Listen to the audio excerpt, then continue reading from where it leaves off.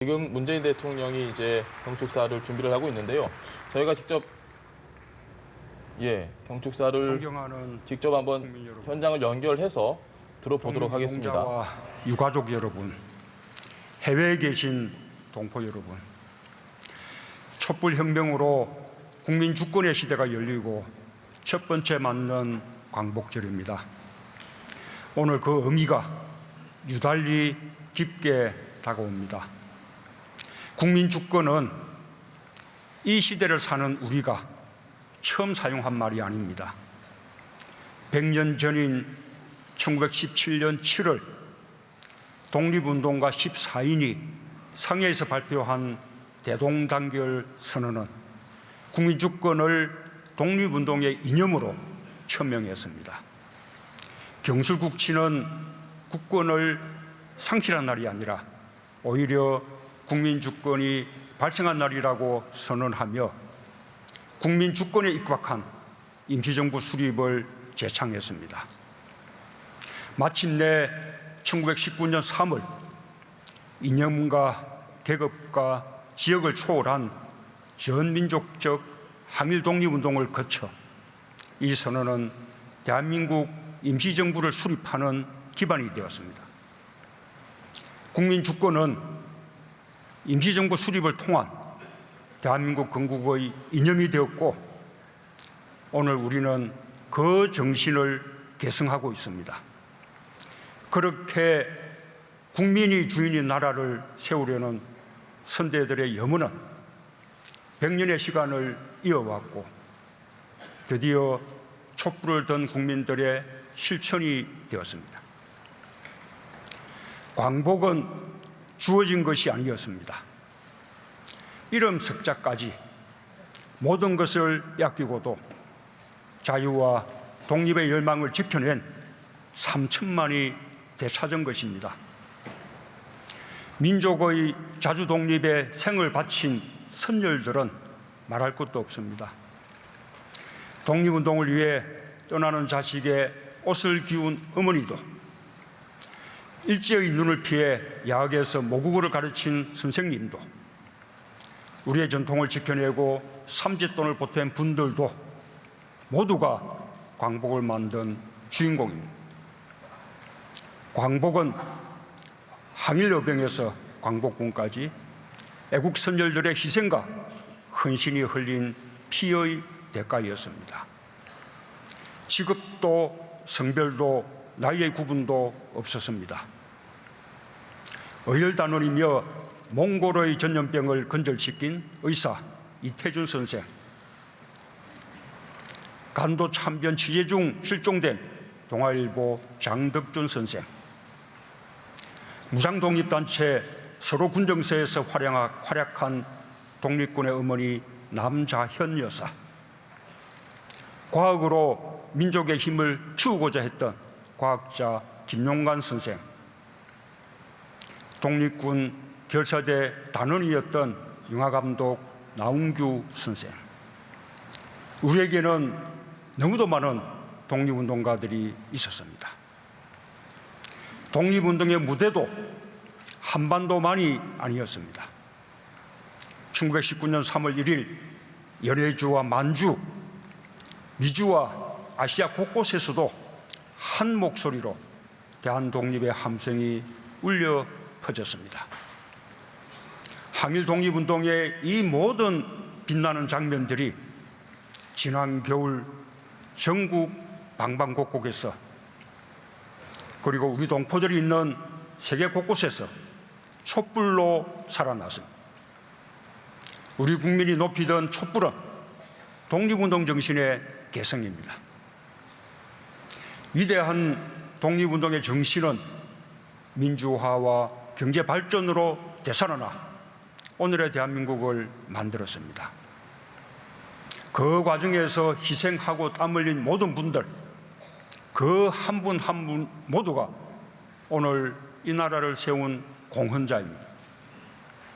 오늘 저는 독립유공자와 유가족 여러분, 그리고 저마다의 항일로 암흑의 시대를 이겨낸 모든 분들께 또 촛불로 새 시대를 열어주신 국민들께 다시금 깊은 존경과 감사의 말씀을 드립니다.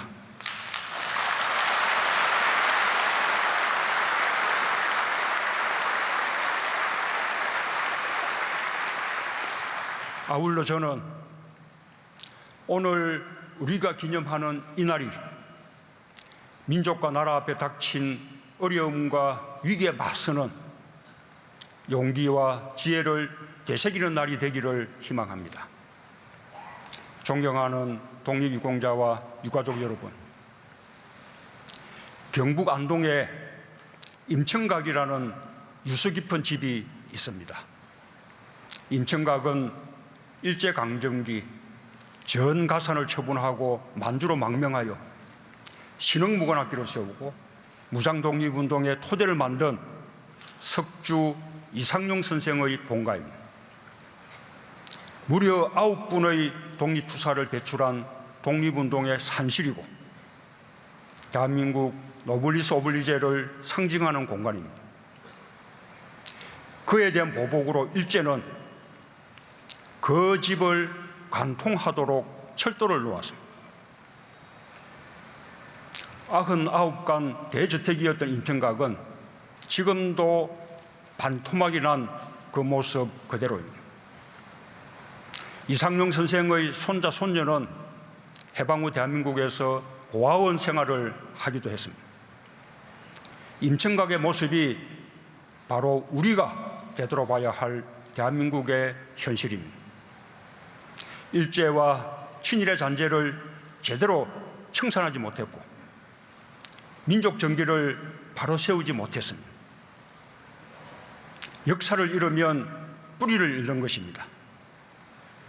독립운동가들을 더 이상 잊혀진 영웅으로 남겨두지 말아야 합니다.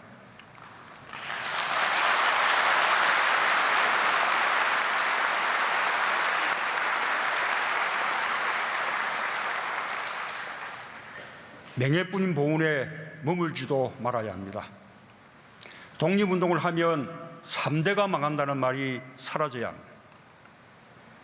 친일 부역자와 독립운동가의 처지가 해방 후에도 달라지지 않더라는 경험이 불의와의 타협을 정당화하는 왜곡된 가치관을 만들었습니다. 독립운동가들을 모시는 국가의 자세를 완전히 새롭게 하겠습니다. 최고의 존경과 예의로 보답하겠습니다.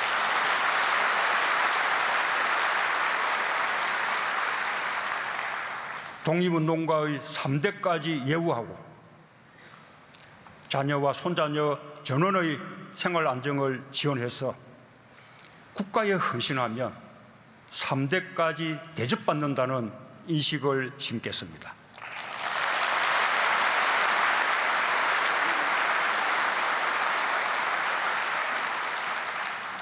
독립운동의 공적을 후손들이 기억하기 위해 임시정부 기념관을 건립하겠습니다.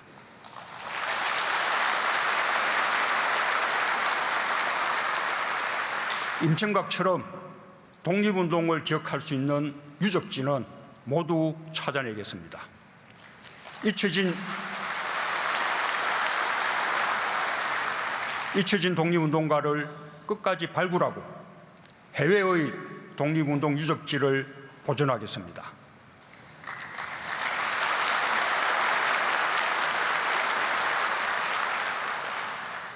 이번 기회에 정부는 대한민국 보훈의 기틀을 완전히 새롭게 세우고자 합니다.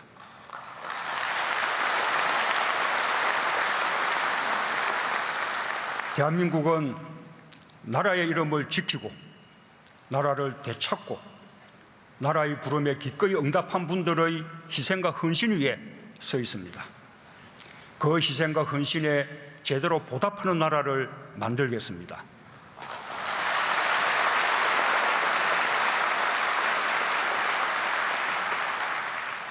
젊음을 나라에 바치고 이제 고령이 되신 독립유공자와 참전유공자에 대한 예우를 강화하겠습니다.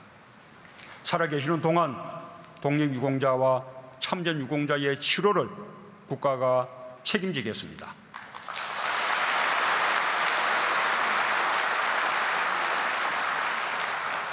참전 명예수당도 인상하겠습니다.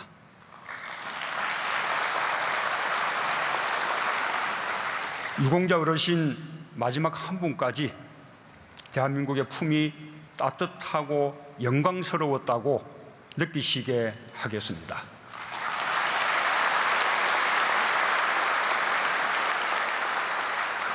순직 군인과 경찰, 소방공무원, 유가족에 대한 지원도 확대할 것입니다.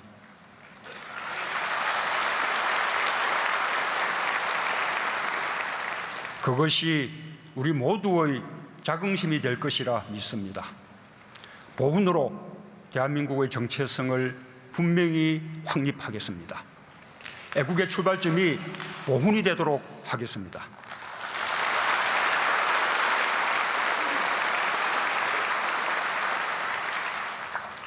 존경하는 국민 여러분, 지난 역사에서 국가가 국민을 지켜주지 못해 국민들이 감수해야 했던 고통과도 마주해야 합니다. 광복 70년이 지나도록 일제강점기 강제동원 고통이 지속되고 있습니다. 그동안 강제동원의 실상이 부분적으로 밝혀졌지만 아직 그 피해의 규모가 다 드러나지 않았습니다. 밝혀진 사실들은 그것대로 풀어나가고 미흡한 부분은 정부와 민간이 협력해 마저 해결해야 합니다.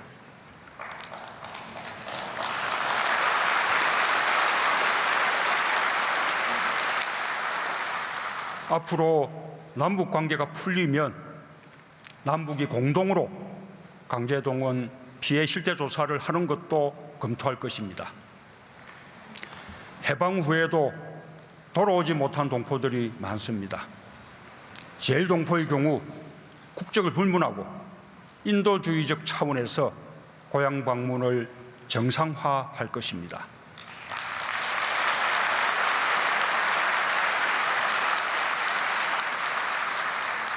지금도 시베리아와 사할린 등 곳곳에 강제 이주와 동원이 남긴 상처가 남아 있습니다. 그분들과도 동포의 정을 함께 나누겠습니다.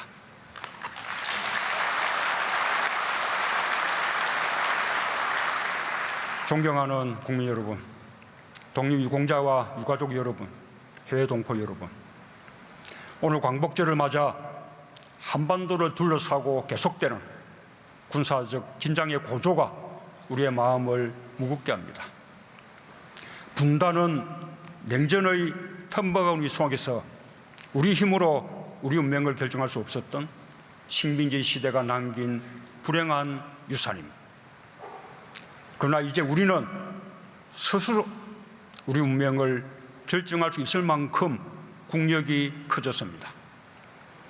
한반도의 평화도 분단 극복도 우리가 우리 힘으로 만들어가야 합니다.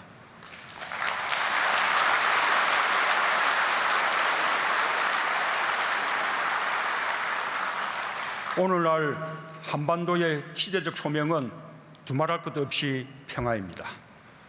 한반도 평화 정착을 통한 분단 극복이야말로 광복을 진정으로 완성하는 길입니다.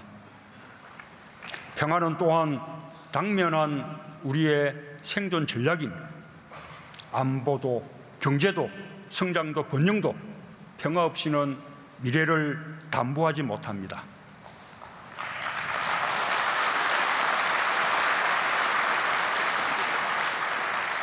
평화는 우리만의 문제가 아닙니다. 한반도에 평화가 없으면 동북아에 평화가 없고 동북아에 평화가 없으면 세계의 평화가 깨집니다. 지금 세계는 두려움 속에서 그 분명한 진실을 목도하고 있습니다. 이제 우리가 가야 할 길은 명확합니다. 전 세계와 함께 한반도와 동북아의 항구적 평화체제 구축의 대장정을 시작하는 것입니다.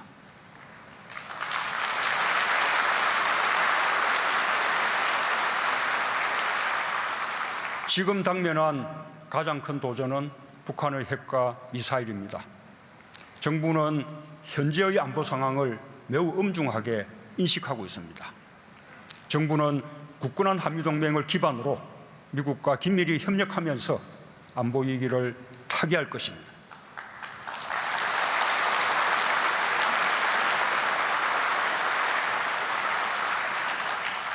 그러나 우리 안보를 동맹국에게만 의존할 수는 없습니다. 한반도 문제는 우리가 주도적으로 해결해야 합니다. 정부의 원칙은 확고합니다. 대한민국의 국익이 최우선이고 정의입니다. 한반도에서 또다시 전쟁은 안 됩니다.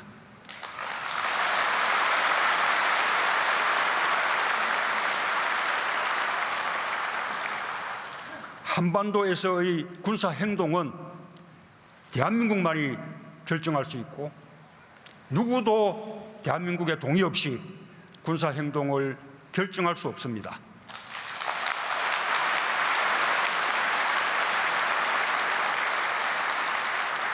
정부는 모든 것을 걸고 전쟁만은 막을 것입니다.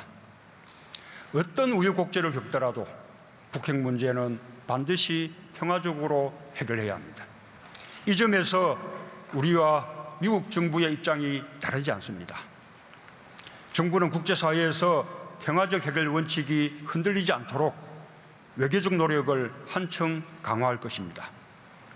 국방력이 뒷받침되는 굳건한 평화를 위해 우리 군을 더 강하게, 더 믿음직스럽게 혁신하여 강한 방위력을 구축할 것입니다.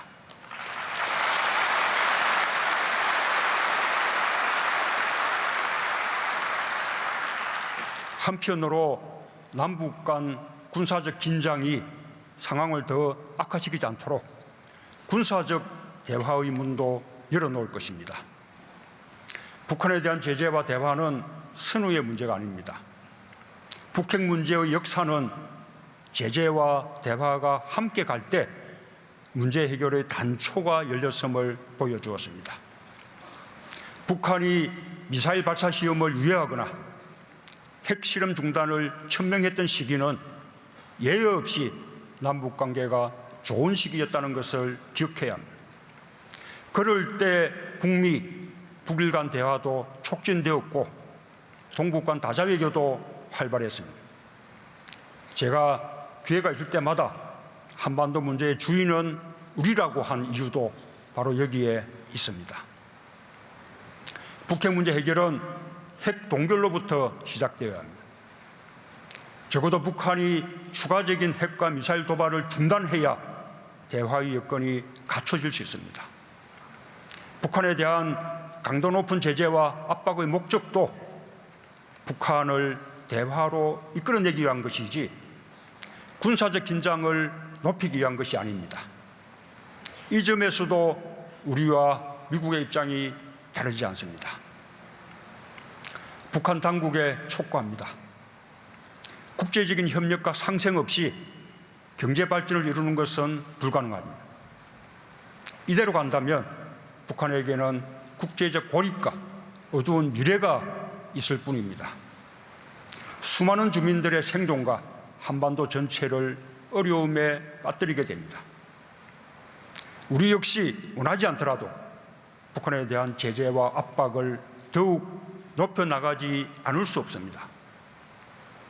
적각 도발을 중단하고 대화의 장으로 나와 핵 없이도 북한의 안보를 걱정하지 않을 수 있는 상황을 만들어야 합니다.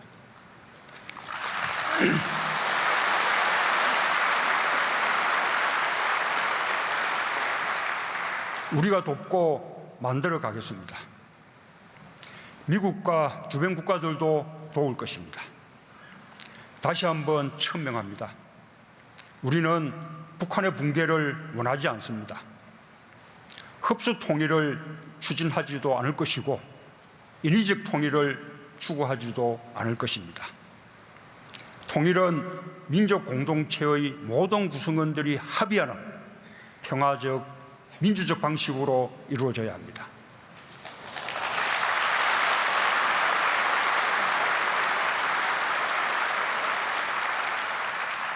북한이 기존의 남북 합의의 상호 이행을 약속한다면 우리는 정부가 바뀌어도 대북 정책이 달라지지 않도록 국회의 의결을 거쳐 그 합의를 제도화할 것입니다. 저는 오래전부터 한반도 신경제지도 구상을 밝힌 바 있습니다. 남북 간의 경제협력과 동북아 경제협력은 남북 공동의 번영을 가져오고 군사적 대립을 완화시킬 것입니다. 경제협력의 과정에서 북한은 핵무기를 갖지 않아도 자신들의 안보가 보장된다는 사실을 자연스럽게 깨닫게 될 것입니다. 쉬운 일부터 시작할 것을 다시 한번 북한에 제안합니다. 이산가족 문제와 같은 인도적 협력을 하루빨리 재개해야 합니다. 이분들의 한을 풀어드릴 시간이 얼마 남지 않았습니다. 이산가족 상봉과 고향 방문, 성묘에 대한 조속한 호응을 촉구합니다.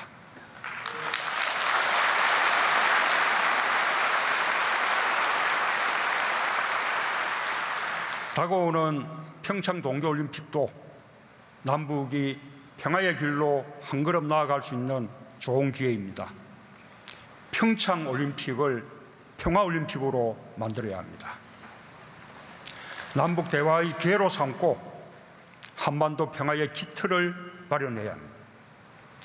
동북아 지역에서 연이어 개최되는 2018년 평창 동계올림픽, 2020년 도쿄 하계올림픽, 2022년 베이징 동계올림픽은 한반도와 함께 동북아의 평화와 경제협력을 촉진할 수 있는 절호의 기회입니다.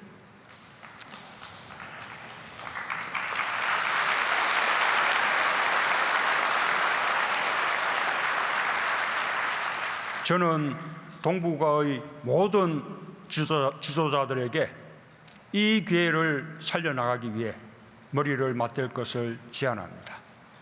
특히 한국과 중국, 일본은 영내 안보와 경제협력을 제도화하면서 공동의 책임을 나누는 노력을 함께 나가야 할 것입니다.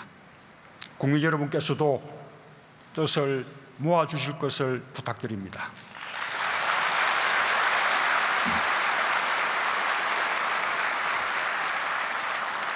존경하는 국민 여러분, 해마다 광복절이 되면 우리는 한일 관계를 되돌아보지 않을 수 없습니다.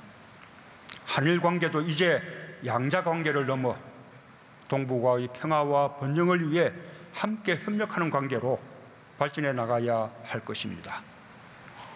과거사와 역사 문제가 한일 관계의 미래지향적인 발전을 지속적으로 발목 잡는 것은 바람직하지 않습니다. 정부는 새로운 한일 관계의 발전을 위해 셔틀 외교를 포함한 다양한 교류를 확대해 갈 것입니다. 당면한 북핵과 미사일 위협에 대한 공동 대응을 위해서도 양국 간의 협력을 강화하지 않을 수 없습니다. 그러나 우리가 한일 관계의 미래를 중시한다고 해서 역사 문제를 덮고 넘어갈 수는 없습니다. 오히려 역사 문제를 제대로 매듭 지을 때 양국 간의 신뢰가 더욱 깊어질 것입니다.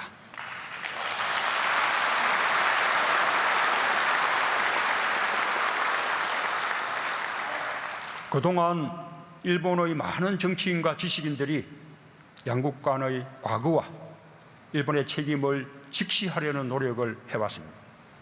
그 노력들이 한일 관계의 미래지향적 발전에 기여해 왔습니다. 이러한 역사인식이 일본의 국내 정치 상황에 따라 바뀌지 않도록 해야 합니다. 한일 관계의 걸림돌은 과거사 그 자체가 아니라 역사 문제를 대하는 일본 정부의 인식의 부침에 있기 때문입니다. 일본군 위안부와 강제징용 등 한일 간의 역사 문제 해결에는 인류의 보편적 가치와 국민적 합의에 의한 피해자의 명예회복과 보상, 진실규명과 재발방지 약속이라는 국제사회의 원칙이 있습니다. 우리 정부는 이 원칙을 반드시 지킬 것입니다.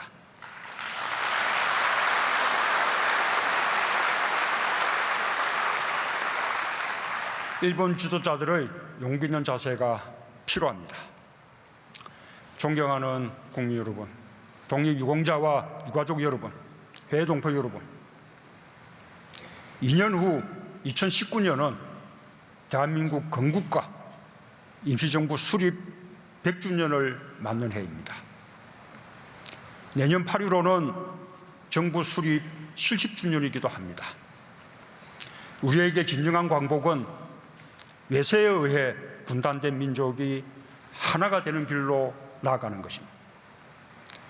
우리에게 진정한 보훈은 선열들이 건국의 이념으로 삼은 국민주권을 실현하여 국민이 주인이 나라다운 나라를 만드는 것입니다.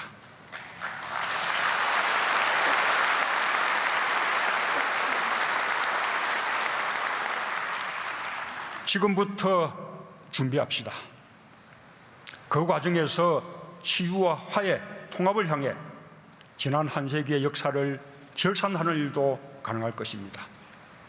국민주권의 거대한 흐름 앞에서 보수 진보의 구분이 무의미했듯이 우리 근현대사에서 산업화와 민주화를 세력으로 나누는 것도 이제 뛰어넘어야 합니다. 우리는 누구나 역사의 유산 속에서 살고 있습니다. 모든 역사에는 빛과 그림자가 있기 마련이며 그 점에서 개인의 삶 속으로 들어온 시대를 산업화와 민주화로 나누는 것은 가능하지도 않고 의미 없는 일입니다. 대한민국 19대 대통령 문재인 역시 김대중 노무현만이 아니라 이승만, 박정희로 이어지는 대한민국 모든 대통령의 역사 속에 있습니다. 저는 우리 사회의 치유와 화해, 통합을 바라는 마음으로 지난 현충일 추념사에서 애국의 가치를 말씀드린 바 있습니다. 이제 지난 100년의 역사를 결산하고 새로운 100년을 위해 공동체의 가치를 다시 정립하는 일을 시작해야 합니다.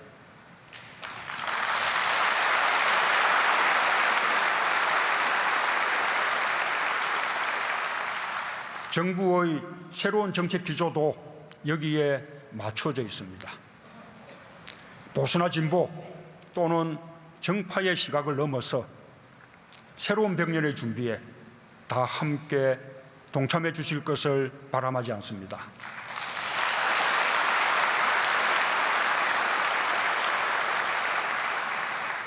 존경하는 국민 여러분, 오늘 우리 다 함께 선언합시다. 우리 앞에 수많은 도전이 밀려오고 있지만 새로운 변화에 적응하고 헤쳐나가는 일은 우리 대한민국 국민이 세계에서 최고라고 당당히 외칩시다.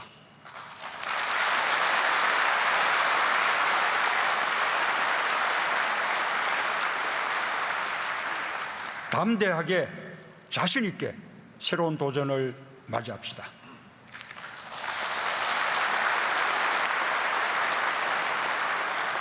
언제나 그랬듯이 대한민국의 이름으로 하나가 되어 이겨나갑시다.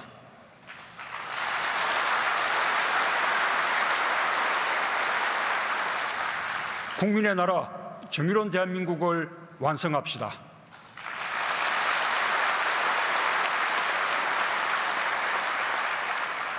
다시 한번 우리의 저력을 확인합시다.